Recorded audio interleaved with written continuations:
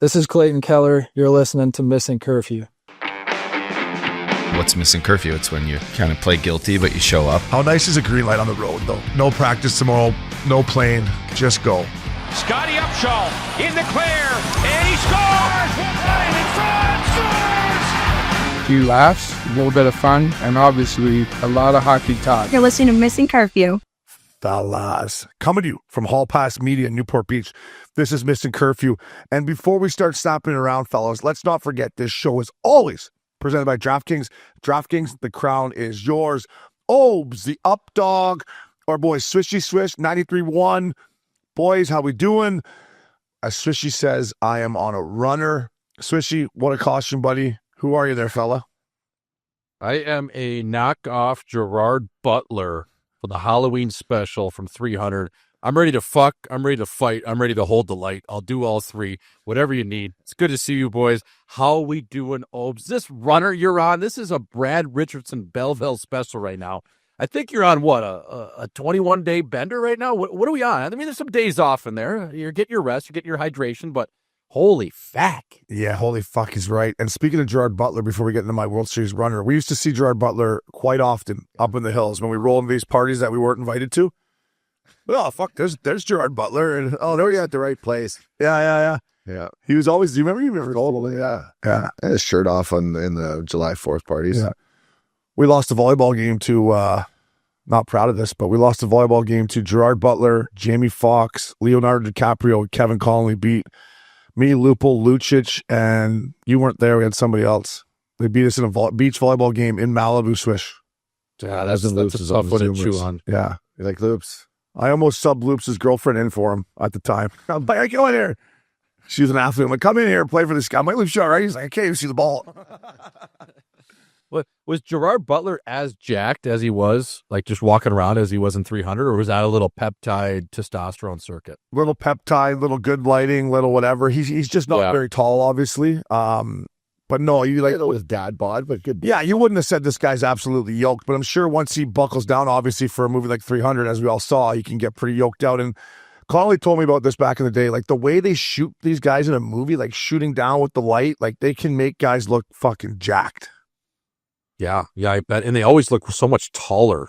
Yeah. You would think. Like, I mean, most of these guys are 5'8" standing on their wallet. It's like, you see him in person, you're like, holy fuck. That's what I told Uppy when he was first moving out to California. He's like, they don't really care about hockey out here. I'm like, no, but you go to a club, everybody's like 5'4", and you just walk in there, you're like, all right, let's dominate here tonight, boys. Let's dominate.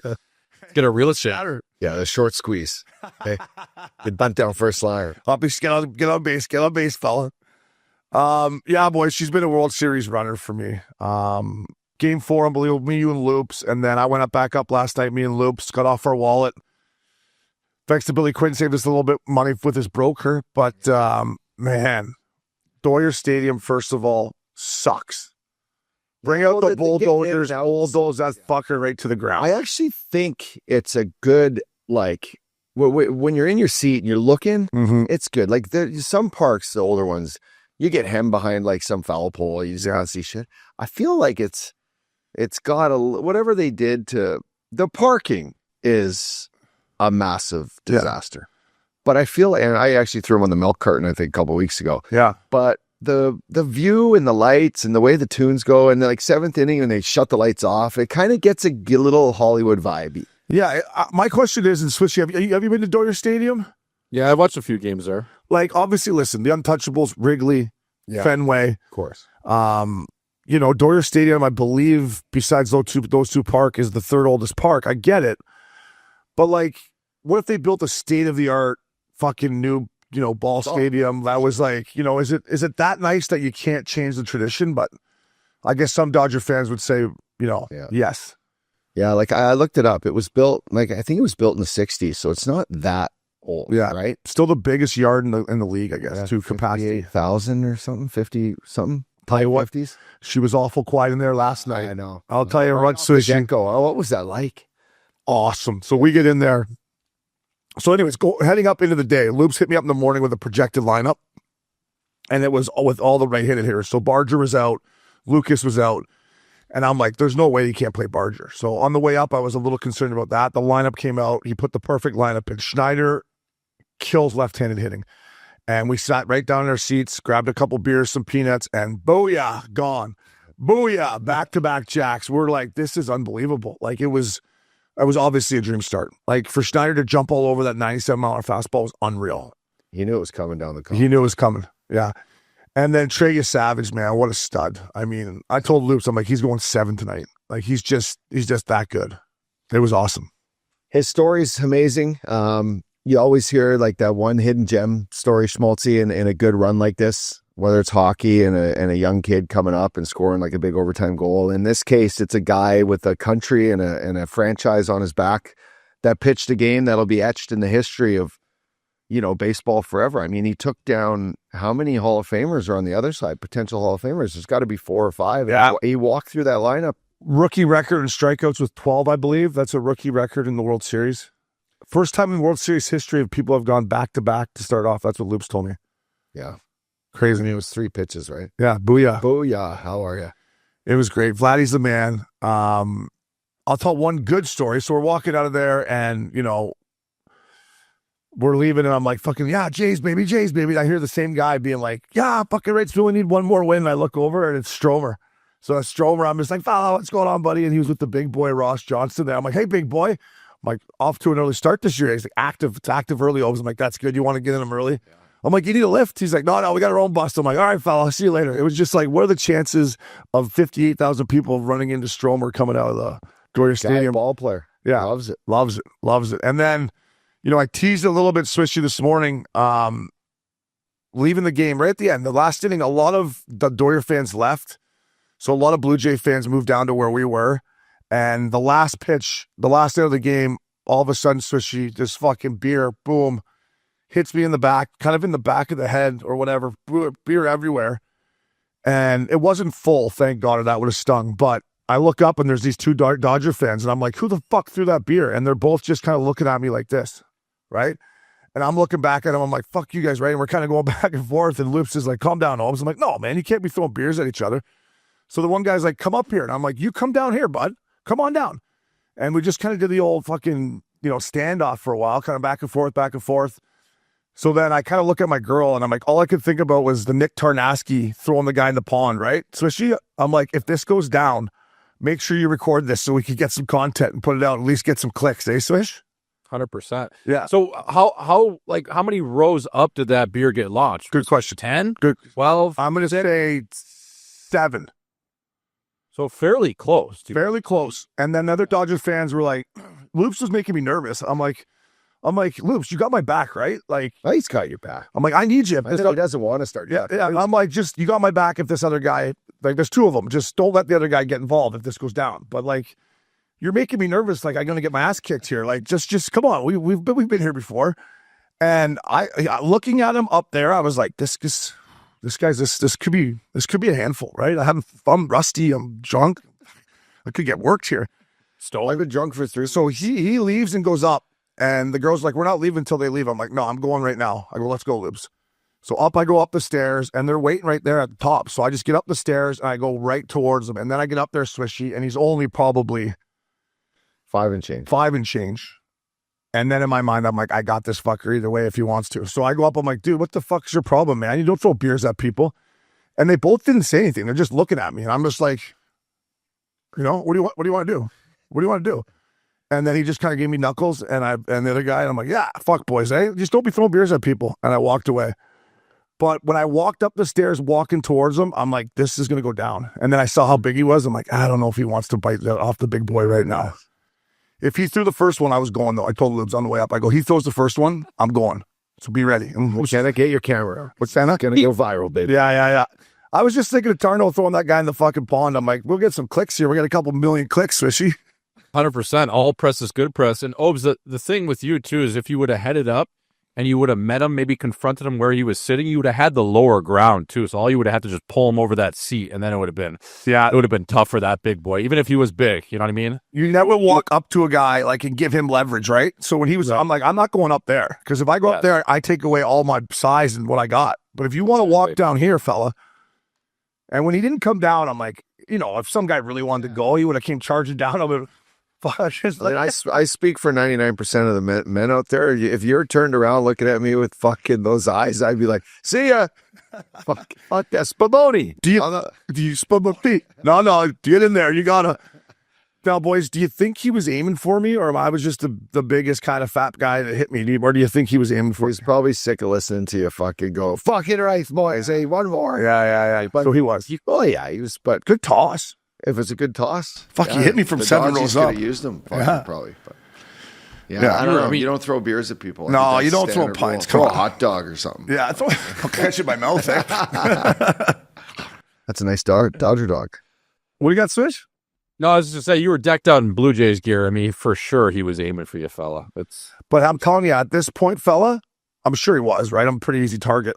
My whole section was Jays fans. They came down. As soon as all the Dodger fans left, there was a bunch of us.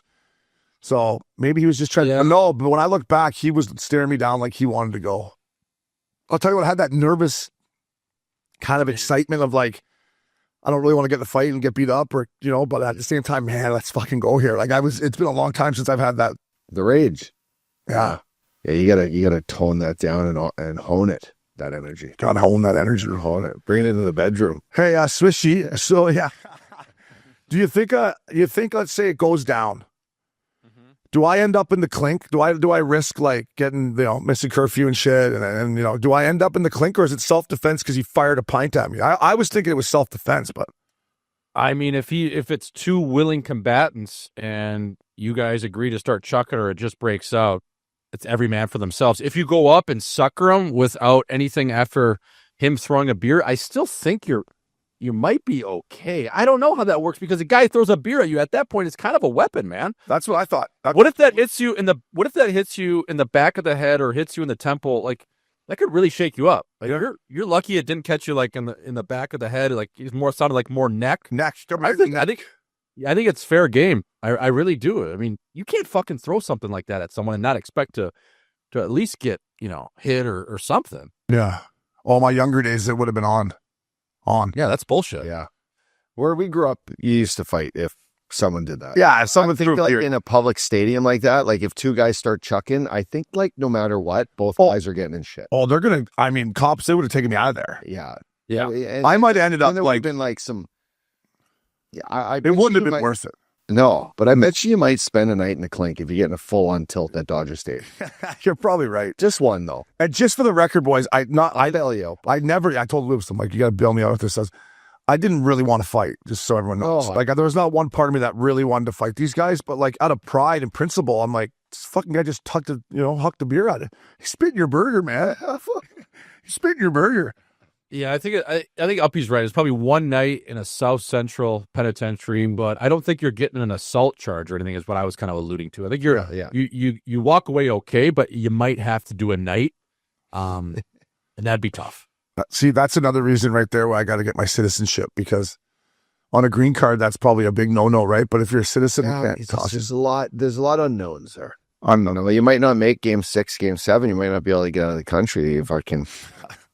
My wallet can't afford game 6 or 7. People are going to game 6 and 7. I'm like, can't afford it, boy. Well, if It's been a fucking $25,000 World Series run here. Yeah, if you get that future. The thing about, I'm witnessing this, but the thing about cheering for your hometown squad, who ends up going on a runner and wins, say they win the pennant and they go on, they're playing the World Series, your bets are usually taking care of your tickets. That's how Loops looks at it. Yeah. Loops is looking at it. Yeah. Our boy that was just down, my boy Greg Mueller from fucking Vancouver, who you've seen now at a few games. Yeah. He's sitting on the dugout with his proceeds from his bet. Oh, is that the big boy? The big boy. Big boy. I saw him in Seattle and LA. Yeah. I'm like, man, great seats. Like you're literally licking the bats and fucking, working the gloves. And he's like, yeah, well, they're on a heater, so am I. Yeah. I'm going to go see some great games. Yeah, that's a great way to look at it. I'll tell you what, the Kevin Washington had the best seat ever. Do we ever know what Washington paid for that seat? Oh, no. Game 4, we look down. You're going to meet Kevin Washington, Swishy, at the alumni game this year. He's absolute beauty. But he was sitting right behind Jay's dugout on StubHub or whatever. Those babies were going for like $30 a ticket. Those are great seats. But Swishy, $30 a ticket. But the best seats in the house are the ones sitting right next to Sydney Sweeney. Her eating those hot dogs. at game 4. How about that dress she wore out there, or half a dress? That dress she had on last night, that was all over my feed this morning. Is that a oh my goodness. is that a little statement by her or what? Was that even a dress or was that airbrushed on? Oh, it was something special. Those Talk about the way the way they sit and they look, they stare you right in the eyes.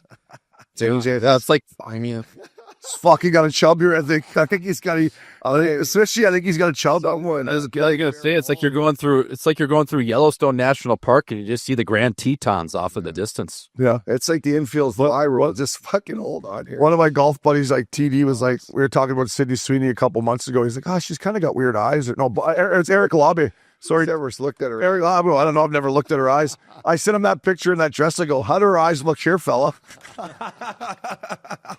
Hey, tell me what color her eyes are here, fella. That's a statement, though. That's a statement. And I'll tell you what a statement is.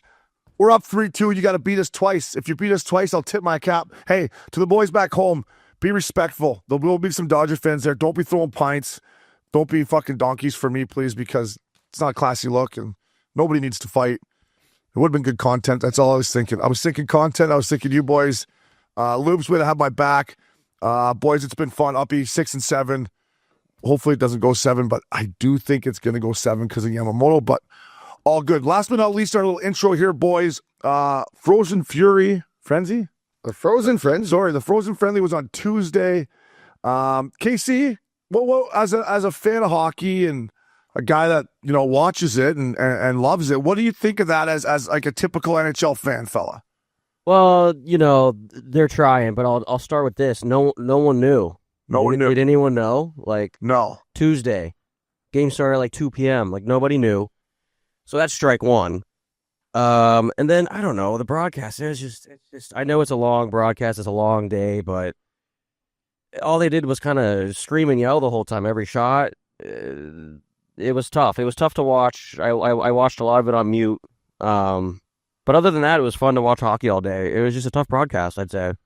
I got an idea. Here we go. Why isn't it Frozen Frenzy week and have all the games just staggered, not the 18 in one day. Yeah. Do 9, 9, 9 and have it like your own little Frozen Frenzy week where the games are staggered and you do have like the red zone, but you're not having to jump around game to game to game, shot to shot. Like I do like when they go power play. Yeah. Guy sits on the half wall. I like to see the best players in the league fucking, Schmaltzy's bro out there fucking leading the charge. But I like to see the best players in the league with the puck on their stick rather than, and you can go into fights or big hits and good saves. But for a 2:00 game, you listen to some owners, the reports of these owners were pissed that no one's been able to come to a game on a Tuesday at 2 p.m. Well, you don't have to if there's only the 9 games and the 9 games, but still give us the red zone tune in. I think that has potential, Schmaltzy, but the 18 games, 2:00 Tuesday, not perfect.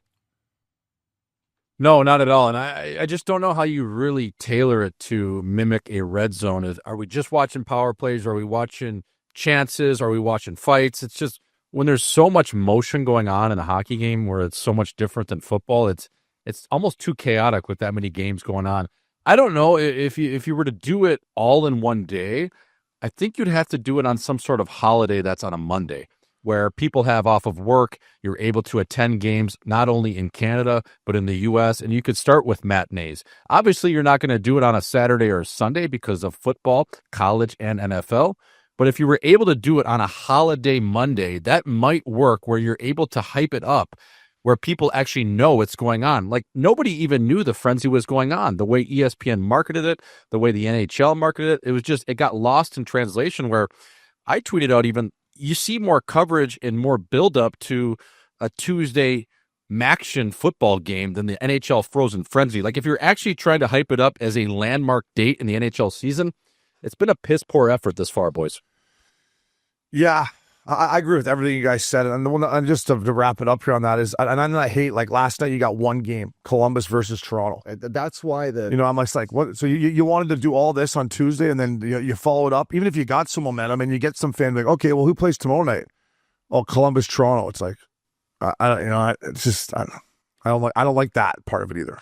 There still needs to be something that that this is known for, and we haven't quite got to that spot. You know what I mean? Like, you know, like a team. Like, what's your image? It's 10 games into the season. Like, what's your guys's? Who are we? Yeah, I don't know what this Frozen Frenzy is yet. Yeah, and they've tried it. I want to say this is the third one. I think so. Second or third one. Yeah, something like that. I think they did 2 last year. It'd be fun too if they mix up the talent where, like, you know, a Manning brother type thing. I think it's the With second. I think it's the Brother. third one ever. I think this is the third Frozen Frenzy.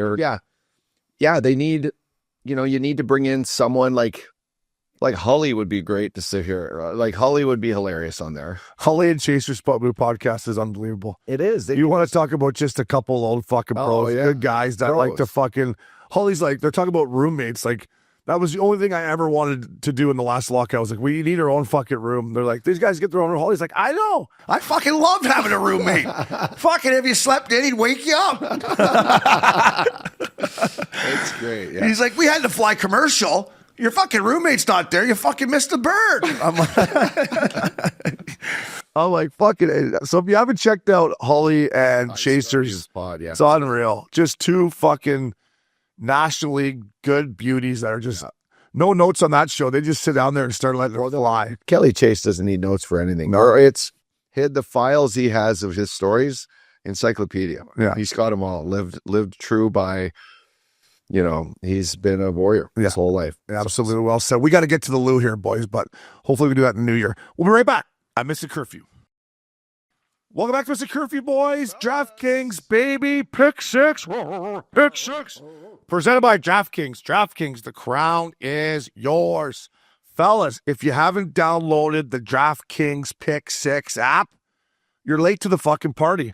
But that's okay, Ups. As we know, the party keeps going into the after party, back to Up Dog's house. Booyah, keep her going. Hello. So get in there, download it, Pick 6. We're getting a little Sunday afternoon parlay cafe, as our boy Broadway Jimmy Scoops would say. Hey, Hazy baby, we still miss you. I'm going to give you my Pick 6 here, boys. Bear with me. I got Aaron Rodgers over 1.5 passing TDs. Christian McCaffrey over 1/2 rushing or receiving TD. George Kittle over 55 and a hook receiving. James Cook over 1/2 of receiving or rush TD. Gibbs, the exact same thing. Justin Taylor, is that his name, or Josh Taylor? In Indy. Jonathan Taylor over 96 and a hook rushing yards. My boy Pittman Jr., I need this for my fantasy, over 53 and a hook receiving yards. And our boy Matty Stafford playing the New Orleans Saints over 256 and a hook passing yards. Plus 614 on DraftKings Pick 6. Tickle that, boys. They give you great odds. It's great for football, hockey, Up Dog and Swishy. Ups, those are odds that you like. I know that, my man. I love them, baby. I love them. I'm tickling the baseball fella. I'm going baseball style. Is that okay? You know baseball here. Friday night action. Jays. Give her. Jays, I'm going to throw out this. Yamamoto, over 5.5 strikeouts throwing. This kid, he can toss it. Bo Bichette, 1.5 total bases. I'm going to go Varsho. Hits, runs, and RBIs over 1.5. Our boy Vladdy over 0.5 hits. And Addison Barger, stud, over 5.5 hits, fellas. Jump in there. I love the baseball stuff because it just gives you a little extra action. Just before we go to you, Swishy, on Addison Barger, everybody's like girlfriend in Canada has a crush on this guy. Eh? Wives, girlfriends, they all have crushes on. Grew up pretty wealthy too, eh? Did he? This old man was. Why is he built himself a big old park in his backyard and sent him. I read this the other day. He sent him down to the Dominican Republic to kind of toughen him up about, like, you know, how to, you know, you're not just like a rich kid that can hit balls and strengthen him. So he went down. He played ball with these Dominican guys for half a year. All of a sudden, he's fucking right where he needs to be. Good call, because he's an absolute weapon at the dish and an absolute weapon in right field. Yep. Swishy, 300. What do you got there, fella, for your DraftKings Pick 6? Pick 6, baby. I want to give you just the play of Swishy's parlay here, boy. I love it. I am taking the Jays in Game 6, Obes, and I'm taking Vladdy Guerrero's over on hits, RBIs, and runs. I think it's at 1.5 for that. So those two, I'm taking the over on. I don't think it's going 7. I think they're wrapping it up Friday night live from the iconic, as we call it, the Sky Dome. That is my parlay, boys. I'm staying on the Jays. I'm going to hammer that. And I think they get it done in 6. It's over, boys. Let's go, Jays. Oh, play the hip, baby. Come on. Yeah, Swishy. By the way, you've started a trend with that. Play the hip. We're going to do it. I'm not going to say. I hope you're fucking right that they win in 6. Yep. For my liver, for my throat, for my relationship, for fucking everything, my job, my green card. I hope for everything that they get her done. But I love it, boys. Pick 6. Listen, always gamble responsibly, but you got to have some skin in the game. And the DraftKings Pick 6 app is perfect for that, up dog. And after you get some skin in the game, up dog, you got to get yourself a Labatt Blue, fellas. Labatt Blue. Brought to you by Labatt. With Labatt, you can buy beer and get gear. Go to their website, snap a photo of your receipt, and upload it to gain points towards exclusive merch. Any size, any product, anywhere you're buying Labatt, fellas. Sign up at rewards.labattusa.com. Pristine Pilsner. Fellas, I'm dishing out some Labatt Blue Lights here. First of all, shout out to Billy Quinn. He put Dave Schneider on the milk carton for Pink Pony song. What does Dave Schneider do after BQ puts him on the milk carton? Hits a leadoff bomb against Blake Schnell to set off Game 5. So Dave Schneider, good on you. Billy, way to get him going. Get yourself a Labatt Blue. And from what I heard, this guy loves his Labatt Blues. He's a team guy. He's a glue guy. He loves getting after it. And then my second one, Connor Bedard, his first NHL hat trick. My God. When you want to talk about a goal in any league, that's a goal in any fucking league, all 3 of them. Nobody's been harder on this kid than me throughout his first 2 years. Well, he's starting to prove me wrong, and I'm starting to believe whatever he did in the offseason, he's got jump. And now when he has that ability to separate and then the way he can pull and drag it, heads up, he's a game changer. He's now, I talked to Loops about this last night. He's like, Loops is like, I still need guys to play with. I'm like, I agree. But now he's the guy making plays for other people. He's opening up the ice and creating space. And obviously with his release, it's unbelievable. Zing, how are you?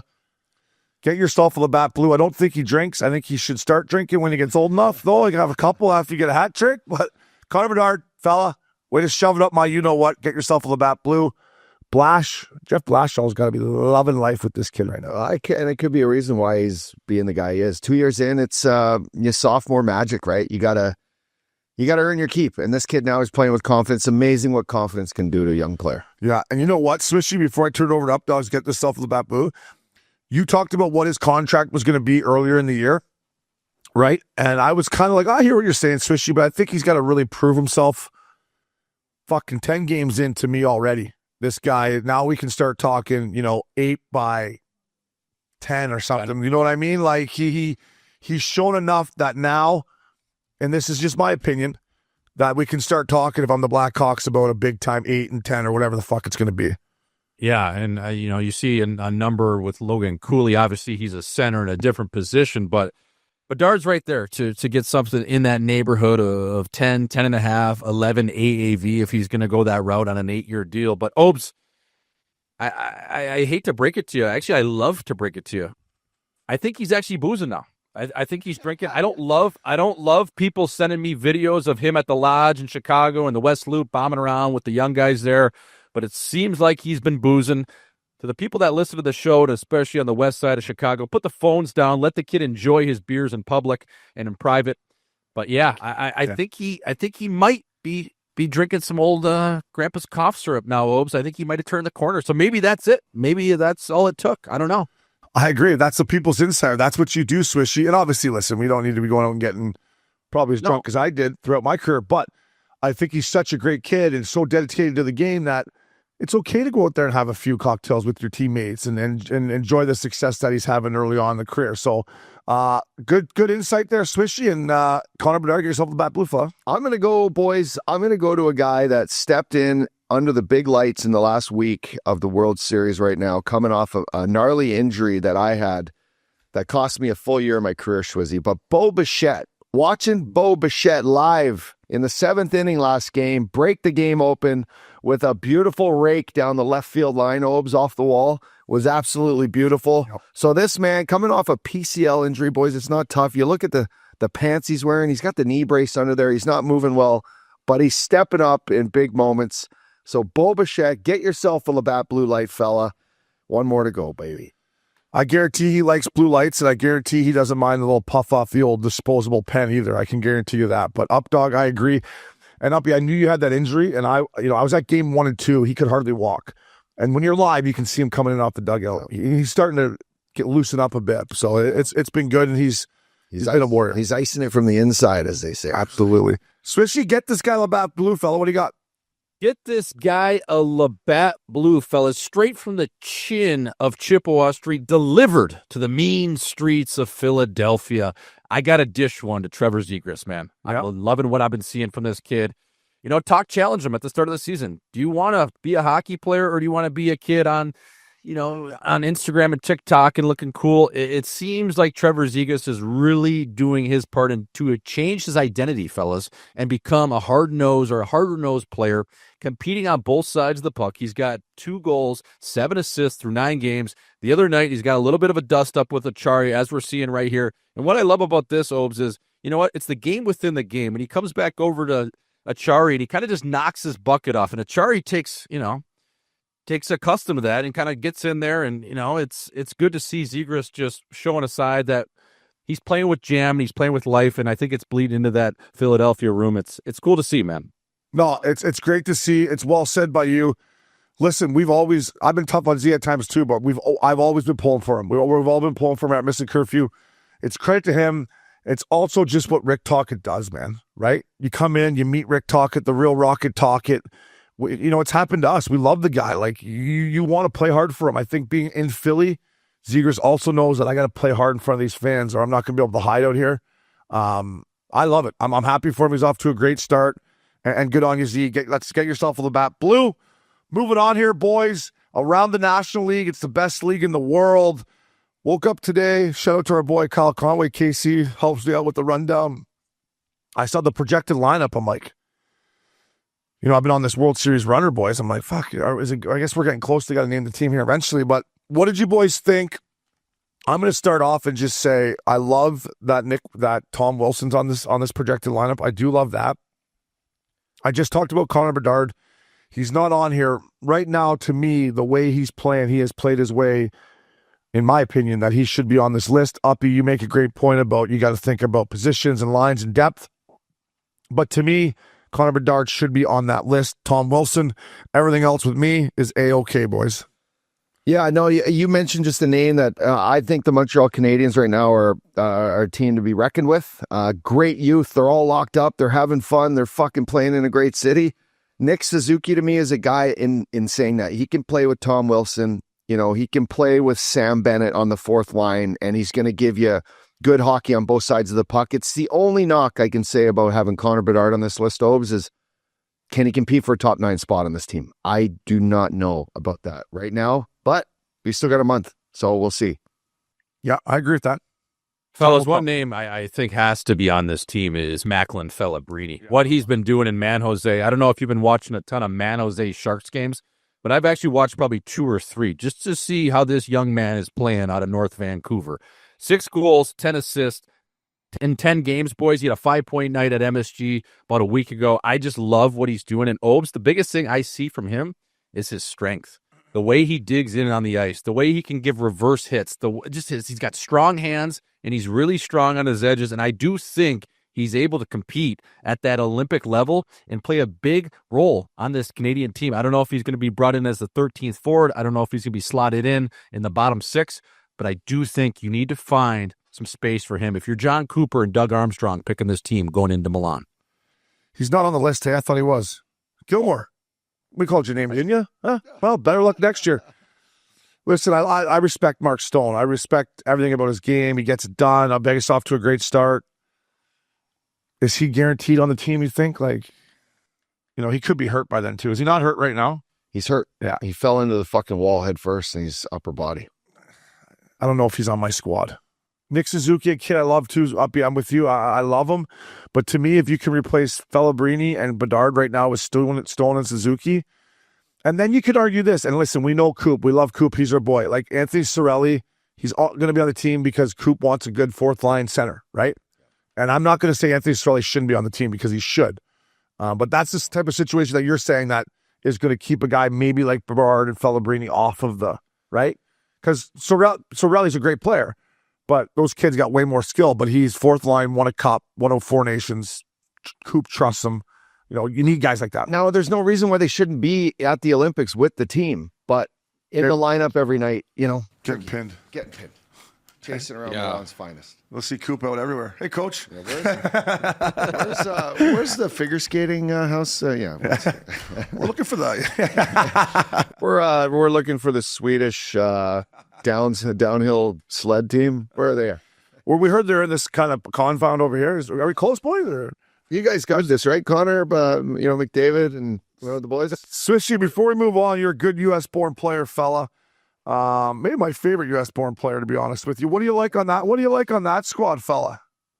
Yeah, I was just going to say before we get off our talk about trying to find the Estonian little rocket that does the skeleton, I was looking at this roster too. Yeah, I was looking at this roster. I like the squad, fellas. I think Clayton Keller obviously belongs on that team. I think Gold Caulfield, the pride of Stevens Point, Wisconsin. I think he should be on that team. And another name that just got locked up in Utah is Logan Cooley. Now, Logan Cooley, I'm not sure if he's going to be ultimately on that team in the group of 13 or 14 forwards they take over to Italy, but he's put himself in that conversation. And I also just want to say, I know we've been pumping this guy's tires, and I don't really like to do it because he's my brother, but Nicky Schmaltz, he's on the outside looking in. He's probably not going to make the team, but I do think he's put Billy Guerin just on watch a little bit in terms of, okay, here's a short list of names. I think he's put himself into that consideration. Ultimately, I think he's going to fall up short just because they kind of have their top six there, but I don't think he's far off. I know I'm a little biased, but he's been on a heater, fellas. I agree with, and listen, I want Showtime on the team. I believe Showtime's hurt right now too, though, right? Yep. I should know that. I apologize, folks. It's been on a runner here. You've been on a heater. Yeah, but I think he's hurt. Listen, I want Showtime on the team. Because the way he was playing before he got banged up, he deserves it. I just think they could use another veteran guy that's got 3 mugs under his belt, an Olympic silver medal. But Cole Caulfield, he's not on this list again. I mean, come on. What's going on here, boys? Insane. Like, listen, I love Dylan Larkin. No, you got to have Dylan Larkin. You got to have Dylan Larkin?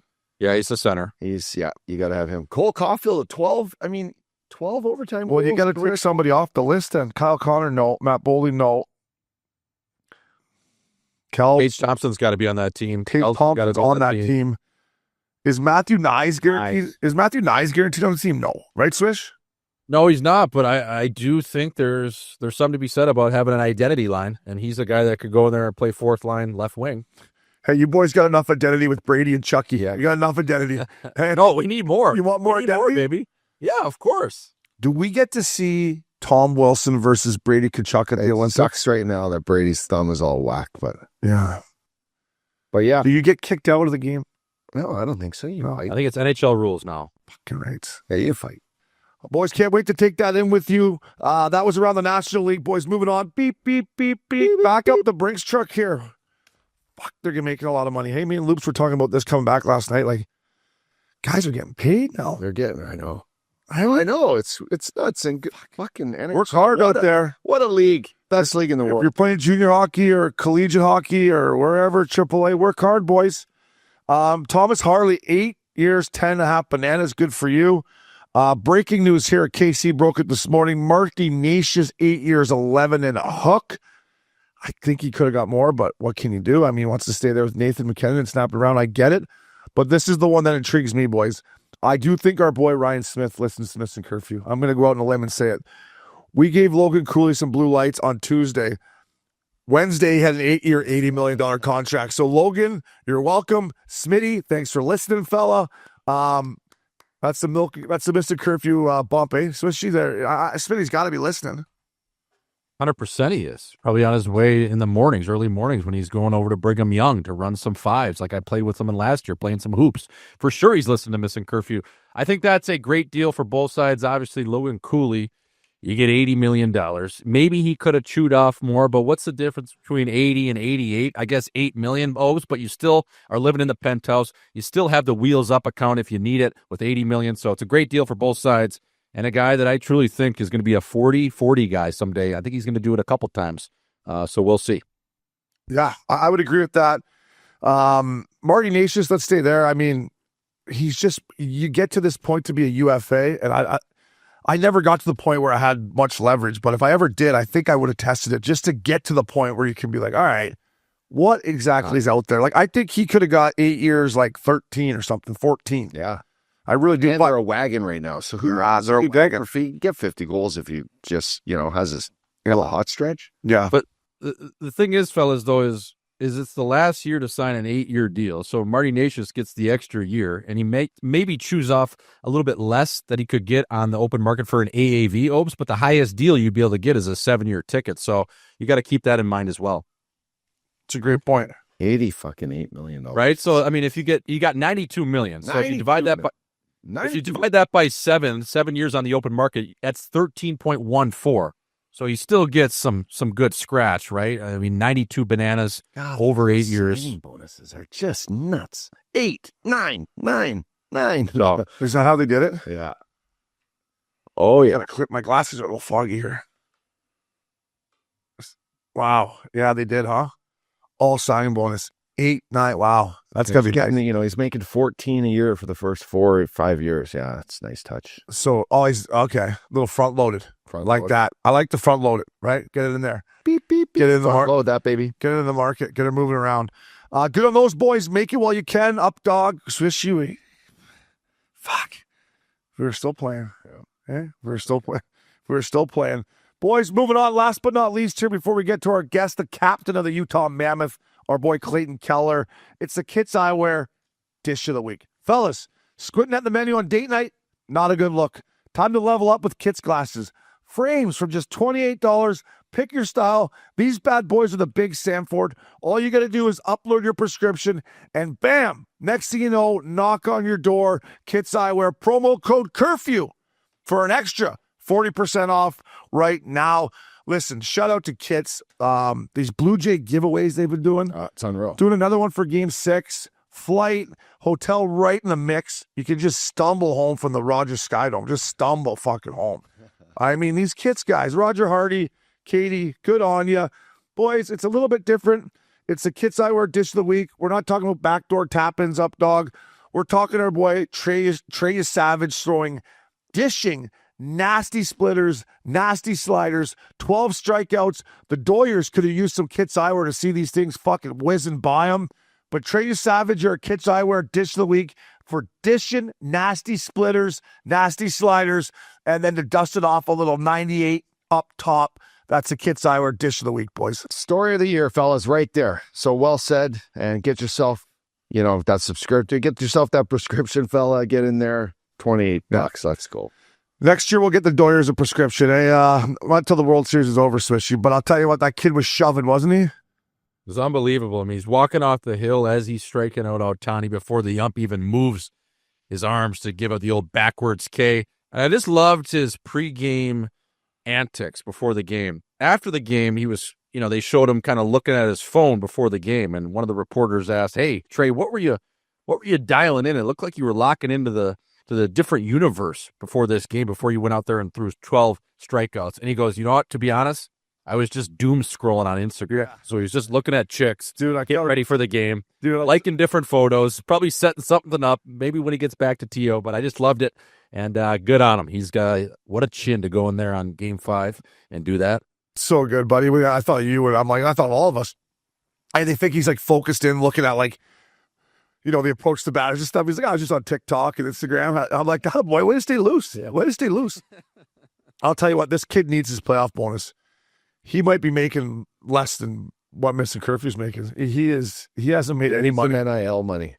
Someone give it to him. So hopefully some of the big boys give him a little. Maybe Vladdy throws him an extra. Yeah, Kids should be a sponsor. Vladdy should just, if they win it, Vladdy should just give him his playoff bonus to you, Savage, and then maybe Springer give him his playoff bonus too. For sure, the boys. Just here you got my whatever it is. Here you go, kid. I would agree. You couldn't win it without me. I'm making 40 bananas. Here you go. Yeah, here's your $125,000. Yeah. Go get laid. Go get laid. Swishy, you the man, buddy. What a costume. Up dog, always fun. Hey, we got the captain of the Utah Mammoth, a.k.a. the hockey club. Good style, good sauce. Clayton Keller coming at you next. Fellas, Missin Curfew. Fellas, welcome back to Missin Curfew. Up dog, Richie fella. friend of the show, all around good guy, good golfer, good style, Capitan. good hands, good style on and off the ice. I'm not worried about this guy with no dress code, I can tell you that. But the captain of the Utah Mammoth, our boy Kells, Clayton Keller. Kells, thanks for joining us. Look at that sunshine in the great state of Utah, eh, fella? Yeah, it's great. Thanks for having me. It's great to chat with you guys again. Kells, I knew you were a good kid when I saw you at the All-Star game, right? And you're having dinner with your mom. I'm like, this kid's just a good kid. Like, if I made the All-Star game and I don't know if I'd have better guy than me. I don't know if and your mom was so sweet. I'm like, Kells, you're a good guy. So I respected that fella. Yeah, thank you. I appreciate it. We had a good time there, though. Yeah. Kells, I want to ask you first and foremost, you played with our boy there, Richardson, the scrappy centerman, two-way centerman, good down low. What was it like playing with Rich? You said for 4 or 5 years you were stuck. Was he kind of a crusty old vet by then, or how was he? No, Richie was great. Great teammate, great guy. I loved being at the rink, and also a very good golfer as well. Bit of a sandbagger, but he was a great teammate. I loved learning from him, and he really harped on how he had to play, and the things that he had went to prior, and the teams that he'd been on that won. So I was very fortunate to play with him and learn little things from him as much as I could. Yeah, Kells, I'll turn it over to Richie and the boys. But we looked up your games played here. We were joking. I'm the low man on the totem pole when it comes to rank here. Now you're at 601 games. Like, listen, I can remember when you came into the league and Richie was still playing the desert and Talks was there or whatever. And I'm like, this Keller kid's got lots of skill. Hey, Richie's like, guy's got unbelievable skill. But how quick is it gone, kid, to be, now you're playing over 600 games and you're the captain of a hockey club? Like, it goes quick, doesn't it?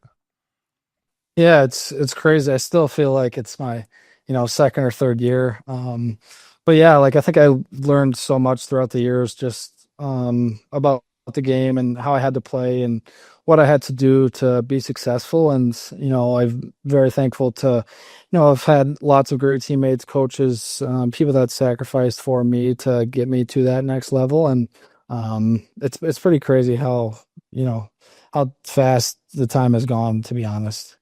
It goes by fast, Kells. That's one thing for sure. And speaking of going by fast, you're now on your second full season in Utah, which probably seems like it was yesterday. You guys were just packing up shop, selling houses, moving into new houses. So it being your second year there, is there anything you're looking forward to now? Like, your way around, you got, your footsteps are already in the city. You got a new practice facility, which we want to get to. But like, well, what's the vibe like for your second full season now coming into Utah? Yeah, it's I think the transition was super smooth, honestly, but just coming into this year, everyone's, you can tell, a little more settled and, kind of know what to expect and, know Utah a little bit more. And, the relationship with Ryan and Chris Armstrong and everyone, just how they've treated us from day one has been unbelievable and better than we could have even asked for. Like, it's been amazing. So just super thankful for that. And, they're really doing everything that, they can to get us to the next level. Just literally anything, like they're willing to do it if it's going to make us perform better and play longer and stay healthier, things like that. So it's been a great transition, super smooth and easy. Nice, Kells. I think I texted Kells and said congrats on the captaincy, but so some of that CT's kicked in. But I just want to say I'm so proud of you, buddy. It's amazing to see that C on your jersey, and it's well deserved. But anyway, I just want to talk to you. But you talked about the treatment in Utah. I saw a bunch of pictures of the new room, and it's far from the days of the ice den. We had to go into the ice den. So how's the new room? How's it set up, and how's it compared to our old ice den setup? Yeah, it's unbelievable. It's literally has everything that you could ever ask for. The lounge, the kitchen, the gym is huge. It's basically, from what I've heard and things like that, guys say it's the best by far, and I don't see how there could honestly be a better one, honestly. So it literally has everything you need to recovery, to a shooting room, got a red light bed in there. They got everything. So it's unbelievable how fast that they got it done. Like, they started talking about it last year, and we showed up on September 1st and the whole thing was done completely. I could have used the shooting room. I tell you that. I could have spent a little time in the shooting room. Where's Obes? He's in the shooting room. Yeah, the shooting room and by the way, and the kitchen. Kells, I was lucky enough I came to a couple of your games last year, and Smitty took care of on the glass. Smitty took care of us, but in his little den there, his little nook that he has underneath the stands at the game rink at the Delta. I saw the videos and the pictures of the kitchen at the practice rink. I mean, I wasn't allowed in the kitchen, Kells. I would have been fucking allowed to the sliders off the menu for this O'Brien. Where's the low fat? How is that food? How's the sling? He brings the best chefs in, right? And I'm sure they feel like part of your team, but just bring us into like what lunch is like after practice. Yeah, it's awesome. They usually have, tons of different options, chicken, steak, maybe depending on the day, we'll have some sliders, things like that. But it's awesome. Like our team nutritionist does an amazing job, and our fridge looks like a gas station. It has everything that you could really think of, and they're just so dialed in and getting us what we need to be able to perform and stay healthy. We had a good spread in Vancouver. When I'd come in, the spread would be there, and then the trainer would be like, "Oh, your meal's in the fridge." And I'd open it up, and it'll styrofoam. It's like a piece of chicken and like some broccoli. I'm like, boys are getting pasta, sushi. I'm like, fuck, right. Oh, you were in that club. I go, can I put some ranch on it or what? Like, is it throw the ranch over here? Yeah, no, good spread in Vancouver. Hey, Rich, remember that spread? Yeah, I love the sushi after the games and stuff. It was so good. Yeah, I'd eat that. I wasn't supposed to, but I'm like, I'm eating the sushi. I don't care what you said. I played 14 hard minutes. Give me that shrimp tempura roll.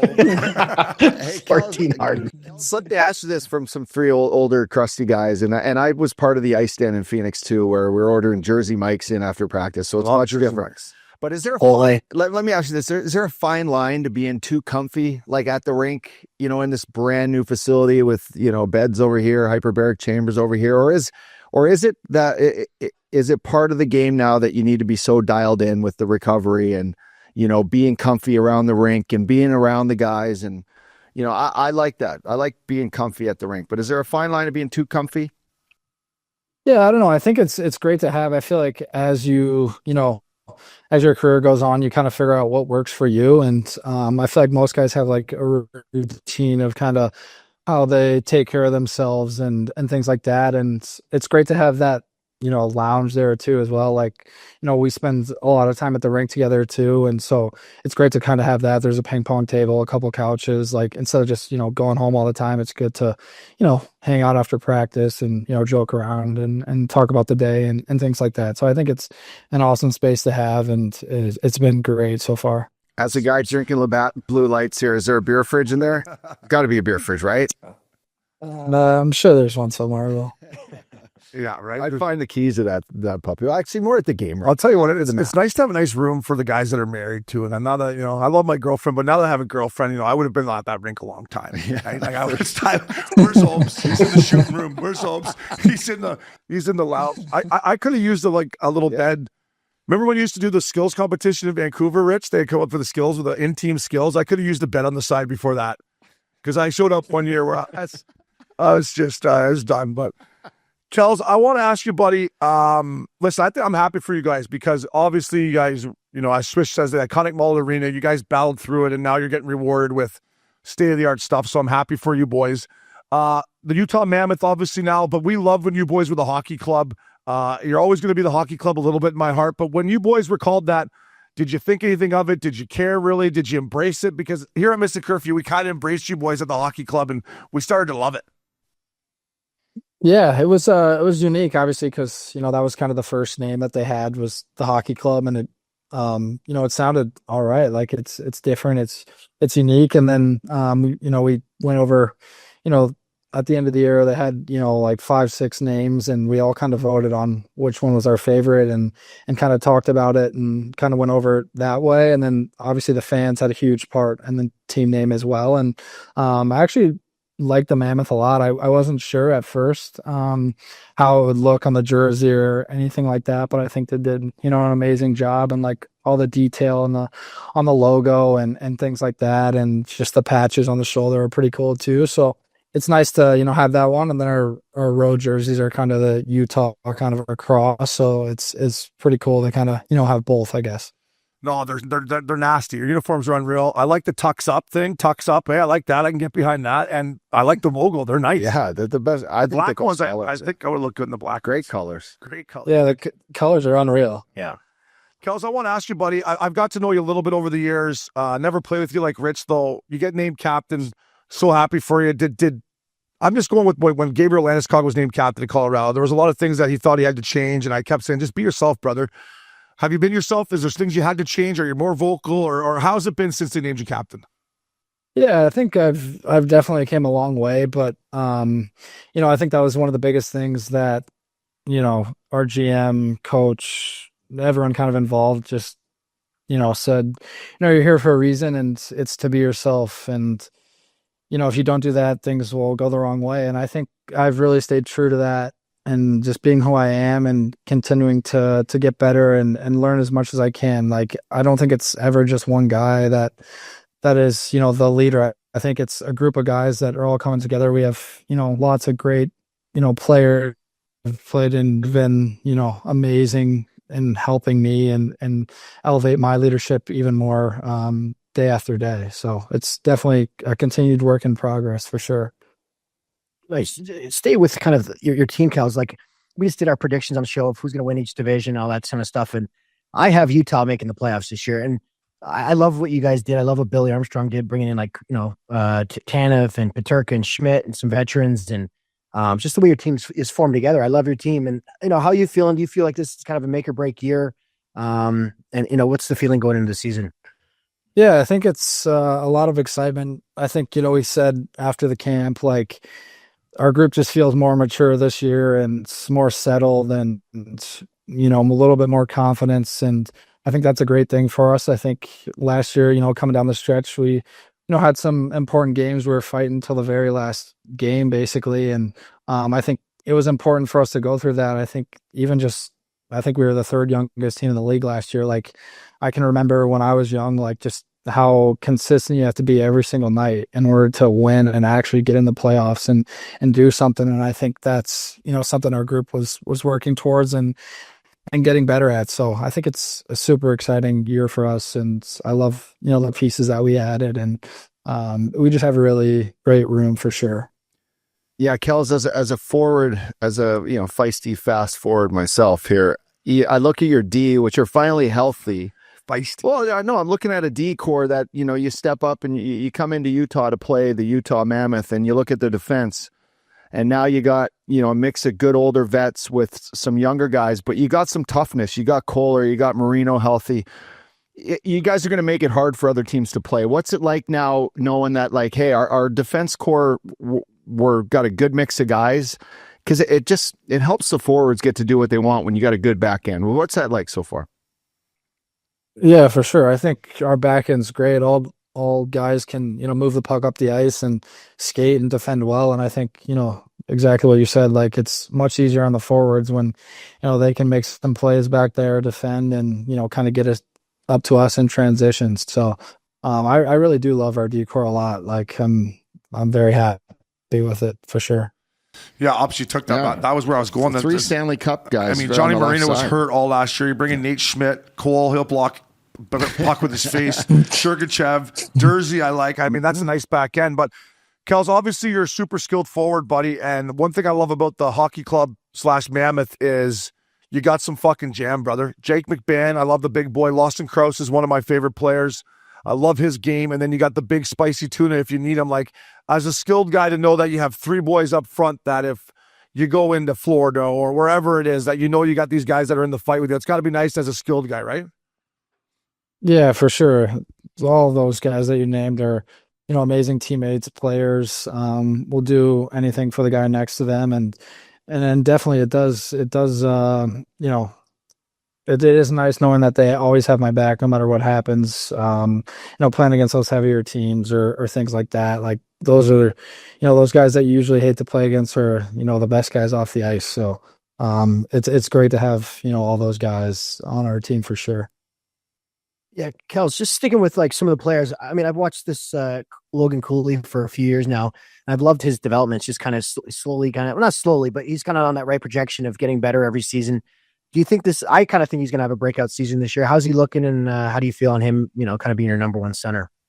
Yeah, I think he's an absolute stud. Like I think the world of Cools, like, those guys where I feel like you can just kind of see it. Like he's one of those guys, just his hockey sense, and he's probably one of the best skaters I've ever seen. Like just his speed and how good he is on his edges, and his defensive game has came such a long way, even from like the first year. Like he's good defensively, has a good stick. Like I think he has all the tools, and I know he will be a superstar for sure. There's no doubt about that. Is he a kid like in practice? He's got to be a nightmare. Does he have one speed? Like I'm asking for Slow O'Brien down, here. fella. Yeah. So it seems you talk about him being a skater. I haven't seen a guy skate like that. From the way like his legs they're wide apart and he can just like leap. He's like a horse almost. But like does he crank it up like that all the time in practice? Is that how this guy's wired? Yeah, for sure. He's also like, he's super fast and he's like shifty too. Like he kind of has like two different speeds, and I think that's what makes him so dangerous as well. And he does have some jam to him. Like he's got some FU for sure. Kels, I want to ask you about obviously our teammate here, Jay Swiss. Jordan Smoltz is the ultimate character and ultimate glue guy. I don't know his brother Nicky too much. A nice little slick player. I like his game a lot, but is he like Jay Swiss? Is he talking all the time? Is he as funny? Are they different in that way? Like, what's Nicky like as a teammate? Because I like him as a player. He's a slick little player. Yeah, I think he's one of the most underrated players, but he's a super great guy, and he's probably a little more quiet than Jordan. A lot more quiet. Yeah, but he definitely is very funny. I'm sure Richie could agree with me on that one for sure. That's all. Yeah, great guy. I want to ask you, listen, Kels, we talked about it. I think everyone misses hockey in the desert, but you guys went through it a long time there, and you had to play in the mullet. Like, how does it feel to have a great owner in Ryan Smith and a beautiful new practice rink, and the Delta Center now is built better for hockey, and the city of Salt Lake and the state of Utah loves you guys? Like, everything you guys have been through in the desert, and to come in and be now here, like, what's that in a day-to-day feel like? Yeah, it's amazing. I think, like you said, Ryan Smith, the day he, purchased the team, like people reached out and said, what an amazing guy he was, and how badly he wanted hockey in Utah, and he, everything that he said was, going to happen, did happen, and it's great to have that and know that, there's no distractions or things like that. So it's definitely been nice, and I couldn't be more thankful to be in Utah.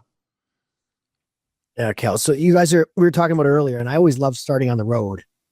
I don't know. I like getting on the road, and you guys, I'm sure you guys are flying out tomorrow. You play Thursday night, right? Because Yeah. you're thirsty. Well, you're thirsty. You want to get on the road. We know why you like to get on the road. But I love getting on that team plane, getting your seat, at the card table, playing cards. I was just kind of curious. Are you playing cards now? Obviously you're super excited to get to Colorado and play your first game. Just touch on that a little bit. Yeah, for sure. No, I think it's nice too, starting on the road, kind of getting all the guys together, like for dinner and things like that. But the card table, yeah, there's one table that's like poker, and then one's 13 up. So we kind of got both going on. But Beautiful. yeah, I'll mix in a little bit of both. I love that. I took a couple tough beatings, and was 7 up, 7 down, or is it 13 up, 13 down? Now, was it 7 up and 7 down? We were in the league, wasn't it? No, I played straight hold'em. I got bent over degenerate. a couple times in 7 up, 7 down. Tough, I bet. tough. And I took some lumps at the poker table too. Human ATM over there, O'Brien. Yeah, I was. Just want to hang out with the boys, keep the drinks full. Kels, how is the team bird? I miss team birds, but are you guys a Delta? Like the Mammoth bird just fired up. Nice seats in there. Yeah, it's awesome. Yeah, it's kind of got like one table kind of like more so in the front, and then one a little farther back, and then like the media is kind of in the far back, and then coaches are in the very front. But it's a great setup, like great playing. Who do you sit next to? Schmaltzy. Ah, nice. Couple veterans. These two are inseparable. Talking about the power play. Yeah, totally. Listen, if you saw us in here when I go back door, I'll have a little tap in there, fella. You slide that over here, right? That's your guy. Hey, give me You some got more it. chicken there. Hey, what's that steak? Hold on. Come on. Never hungry league, eh? Like, I know. just food everywhere. Like, hey, Obes, you got to weigh under 235. But here, there's food everywhere you go. It's like, come on, fella. Kels, I want to ask you, Ryan Smith, we got to know him, unbelievable guy. One of my favorite things about playing the National League was going to NBA games and sitting on the hardwood, boots on the ground, as Swishy would say. Do the boys go to a lot of Jazz games? If you do, are you always on the hardwood? How's that? Because that's pretty cool that he owns both clubs. Yeah, it's awesome. Like, I think, he loves that, we like basketball and like, going to the games, and, we met most of their team last year, and like we had a pretty good relationship with them, and they would, kind of always come to our games. But yeah, it was awesome to go to those games. I'm a basketball fan. So, anytime they were playing, we had a couple of days, or, there was someone that I, wanted to watch in person. It was pretty cool. Like, see Luka play, Giannis, Wemby, like seeing those guys up close and just how good they are is pretty cool.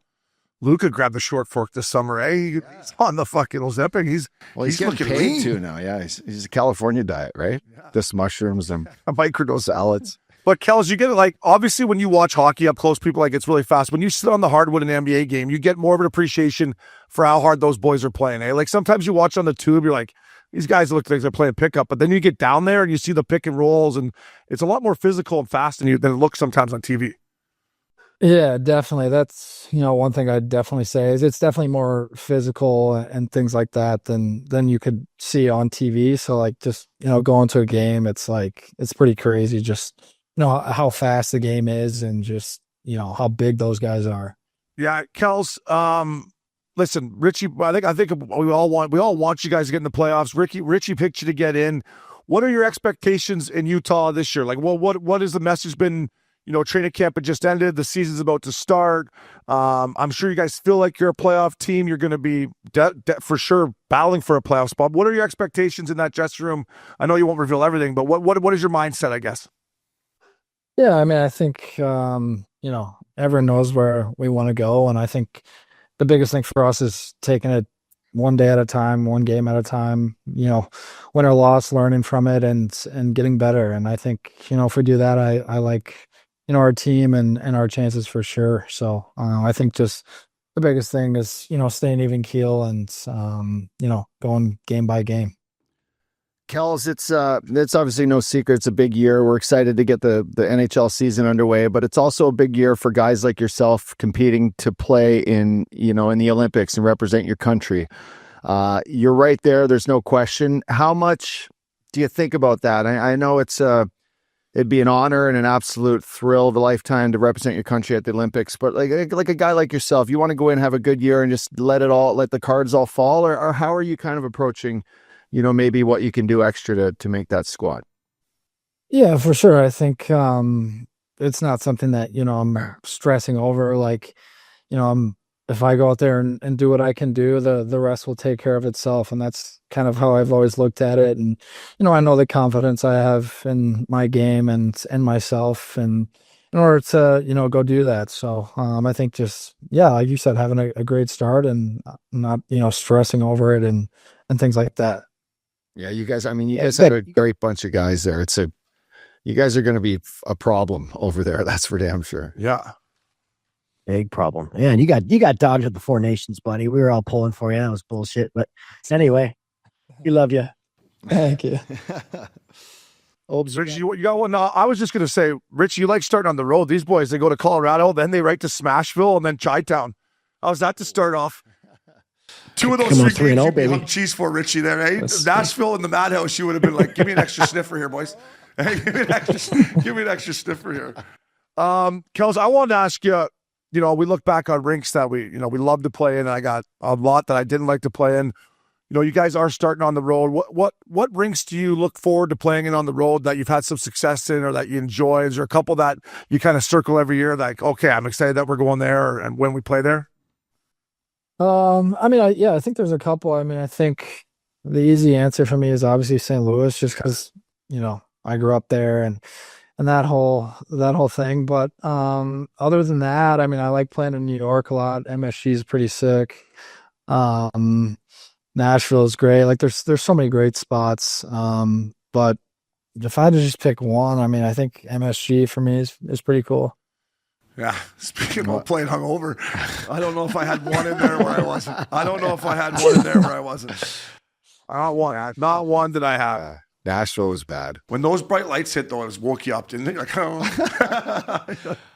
Well, yeah, the walk up the ramp. That would The ramp gets that would win me. I'd be like, seriously, the ramp, drive the bus up. I know it doesn't fit, but find a way. Give me a golf cart.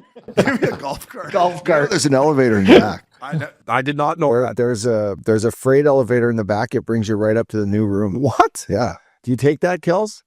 At MSG, I've it's never tucked taken in it. there. No. It's tucked in, but I found a way. Save the legs, eh? Kels, maybe take the elevator to save the legs.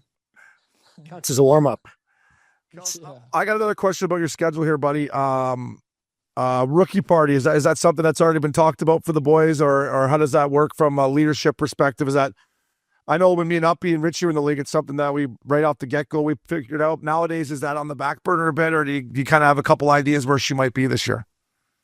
Yeah, I think it's on the back burner a little bit. I think we'll figure it out here shortly. Yeah. But we definitely have a couple of places, maybe figured out, but we're still finalizing it. Yeah. It's Let not us know just if you need- let us know if you need help, eh? Is it just Vegas? Like, is now that Vegas is in the league, is it just like, okay, Vegas every time, it's schedule determined, or like, does South Beach still have a little bite to it? LA, New York, like, put yourself in the league here, Ups. Is it always Vegas? I'm helping one team out. I won't give it away with LA now. LA. But I don't know if LA is what it used to be. It's not. And I made that clear to them, but that was their break. So it's still the schedule. New York is for sure one. It's schedule depending. It is schedule pending. Vancouver was always a great one. Montreal's great. Toronto. Yeah. I mean, well, Kels, if you need some ideas, buddy, if you need, there's some ideas for you there. There's some ideas for you there, but hey, you guys got any more for Kels, or are we good? No, I'm good. I'm excited. I'm excited that you guys got to be fired up. Like my first question about just, this not being the first season and going in with all the pressure of like, holy shit, we're in this new city. You guys got to feel pretty good. And you had a great run last year. So, that excitement you guys are going to build on. And as Richie said, we got you pegged to be a problem out there, and we wish you guys all the best. Yeah, I know. I wanted to ask you that, Kels. How's the food in Salt Lake, in the restaurants and stuff like that? The boys found a nice like pregame spa, nice stay. Like how's the city of Salt Lake been treating the boys when it comes to going out for a dinner or a nice pregame meal? Like I said.